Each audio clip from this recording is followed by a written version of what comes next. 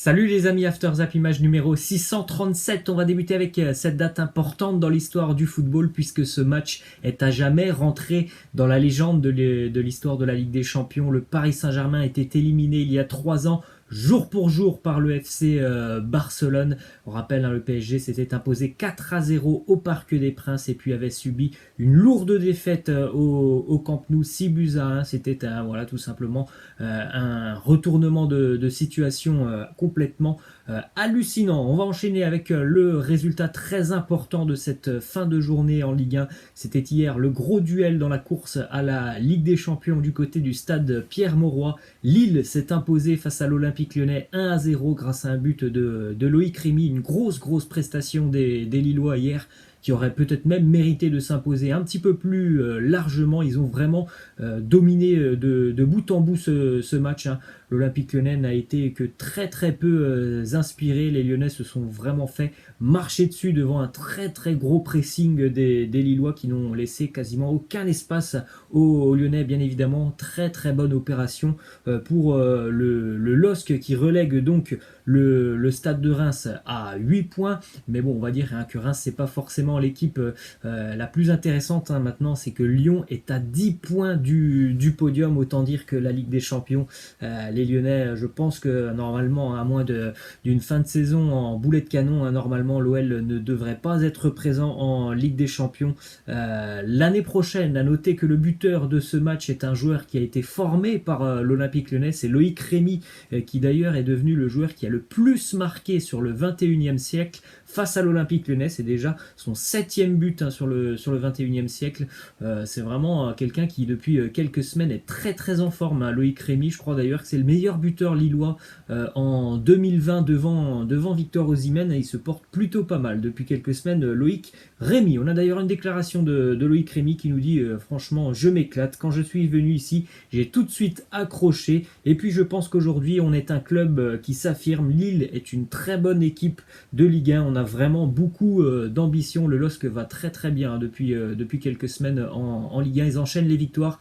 Il y a eu simplement un accro en 2020, c'est cette défaite face à l'Olympique de Marseille, où pourtant les Lillois menaient 1-0 jusqu'à la 70e minute. Mais sinon, voilà, il n'y a que des victoires pour le LOSC. En plus de ça, souvent ces victoires, voilà, ils n'encaissent pas de but, donc c'est plutôt très solide ce qu'on voit de la part de Lille, qui va donc lutter jusqu'à la fin de saison pour pourquoi pas retrouver la Ligue des Champions. Les Lillois qui vont forcément lutter avec le Stade Rennais. Les Rennais qui ont fait forte impression hier après-midi en s'imposant 5-0 face à normalement une défense qui est réputée pour plutôt bien défendre, le Montpellier Hérault.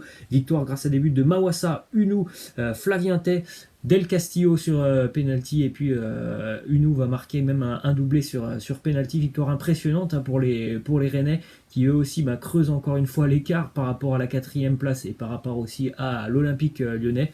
Une belle réaction d'orgueil de la part de Rennes après la déconvenue en milieu de semaine du côté de Saint-Etienne en Coupe de France. Ensuite, on continue avec quelques infos autour du match du Paris Saint-Germain face au Borussia Dortmund. Depuis quelques jours, le Paris Saint-Germain fait désinfecter le Parc des Princes avant la réception de Dortmund, tout simplement pour essayer de convaincre les autorités que la rencontre peut se dérouler normalement avec des supporters présents en tribune. On va en apprendre plus aujourd'hui dans le courant de la journée. Normalement, la décision sera prise aujourd'hui d'après RMC et l'équipe. Ils nous ont sorti ça hier. Et normalement, le match devrait se jouer à huis clos. Ça, c'est RMC et l'équipe qui nous donnent cette information. Rien n'est officiel pour le moment. On va attendre voilà, la décision qui devrait tomber dans le courant de la journée. On continue avec une déclaration de Thorgan Hazard, qui a délivré une passe décisive pour Erling Haaland ce week-end du côté de Gladbach. Il nous dit: je pense qu'Haaland a besoin de faire des passes décisives, il marque trop. Parfois c'est bien aussi de faire des passes D. La dernière fois c'est moi qui lui en ai donné une. Aujourd'hui c'est lui, on les quitte. La prochaine fois c'est pour moi. Une belle association entre les deux. Ça montre aussi vraiment vraiment que Haaland est quand même un joueur assez complet. Hein. C'est au-delà d'être un buteur, c'est quelqu'un qui participe beaucoup au jeu de son équipe. On enchaîne avec la une des quotidiens espagnols, la une d'un quotidien pro-madrilène et la une d'un quotidien pro-Barça. Du côté du quotidien madrilène, on titre, hein, c'est comme ça qu'on perd des Ligas. Le Real a été battu hier soir du côté de Séville face au Betis 2-1 dans un triste match des madrilènes. D'ailleurs, en conférence de presse, Zinedine Zidane a dit que tout simplement c'était le plus mauvais match du Real Madrid cette saison, mais qu'il n'avait pas forcément les explications du pourquoi, du comment le Real a été aussi mauvais hier. Et puis du côté du quotidien pro Barça, forcément on dit merci au Betis et puis même merci à Madrid. Le Barça reprend la tête de la Liga après l'avoir perdu la semaine dernière, après le Classico, même si c'est toujours très serré entre les deux équipes. On continue les amis avec une info qui concerne un joueur qui a eu du mal et qui a encore du mal à prendre ses marques du côté de Madrid. C'est l'attaquant serbe Luka Jovic qui est pisté par le Napoli. Le Napoli qui va normalement perdre José Callejon cet été, fin de contrat. Arkadiusz Milik, l'attaquant polonais, il ne lui reste plus que 15 mois de contrat. C'est pour ça du côté de Naples, on a pensé à Luka Jovic. Ensuite, quelques autres infos du côté du championnat de Serie A.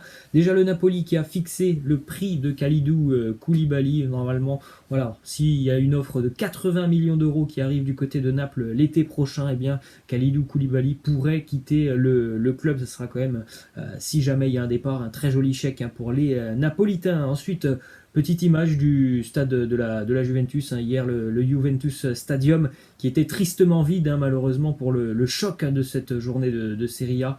La Juve qui recevait l'Inter hier donc à huis clos, match très important dans la course au titre en Serie A.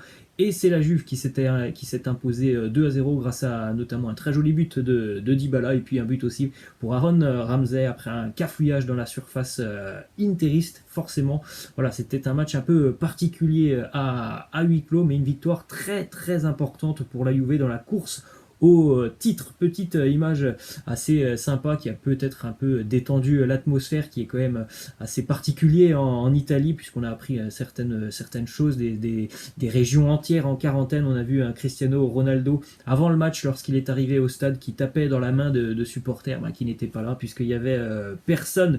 Ensuite, petite info aussi sur Ronaldo qui hier a joué son 1000e match en carrière avec 725 buts marqués, 31 trophées.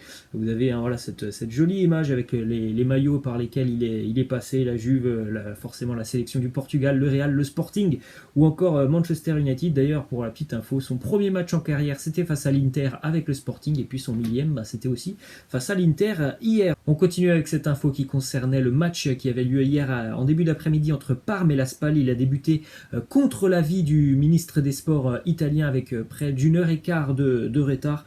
La rencontre était encore une fois bien évidemment à huis clos. Les rares personnes autorisées à venir voir le match se sont vues prendre leur température à l'entrée de l'enceinte.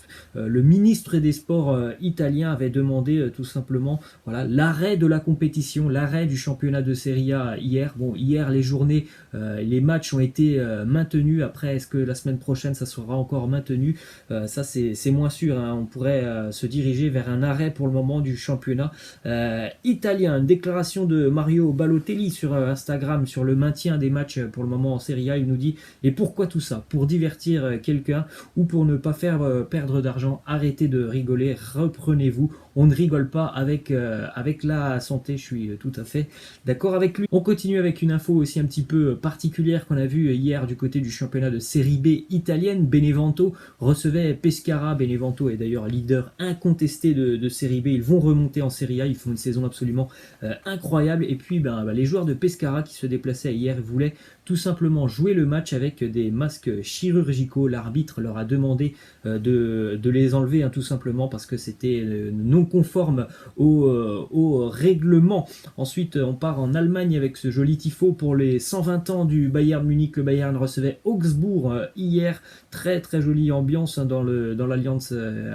Stadium de Munich, avec en plus de ça une victoire qui permet au Bayern de prendre 4 points d'avance sur le Borussia Dortmund. Victoire grâce Müller et Leon Goretzka. Pourtant, ça n'a pas été facile, hein, puisque le Bayern a été vraiment mis en difficulté sur la première période par Augsbourg. Ensuite, quelques infos en Première Ligue avec notamment un but qui va faire encore une fois beaucoup de bien à Olivier Giroud qui reprend confiance depuis quelques semaines.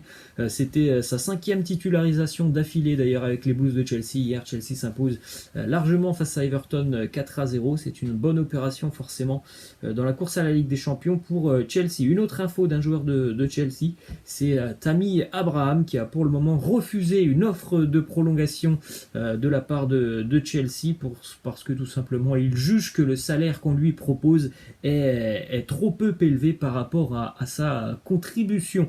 Ensuite, petite image assez intéressante, hein, les Français qui ont brillé ce week-end en Première Ligue avec notamment des buts pour Olivier Giroud, on vient d'en parler, un but pour Martial lors du derby de Manchester qui a permis d'ailleurs à United de s'imposer face à City 2-0, un but aussi pour Alan Saint-Maximin avec Newcastle qui lui aussi a permis à son équipe de s'imposer, et aussi un but pour Lacazette qui a permis aussi à Arsenal de s'imposer. À chaque fois, hein, ce sont des buts décisifs pour ces joueurs français.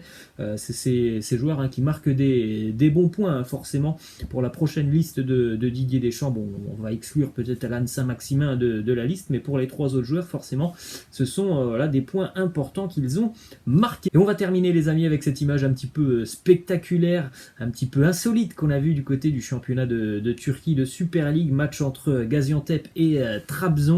Badou Ndiaye qui a tout simplement mangé la petite feuille des consignes que lui avait donné son entraîneur. Alors visiblement il ne savait pas trop quoi faire de ce papier, donc il l'a mis dans sa bouche et visiblement il l'a mangé. Voilà les amis, c'est la fin. Je vous laisse et je vous dis à la prochaine. Ciao.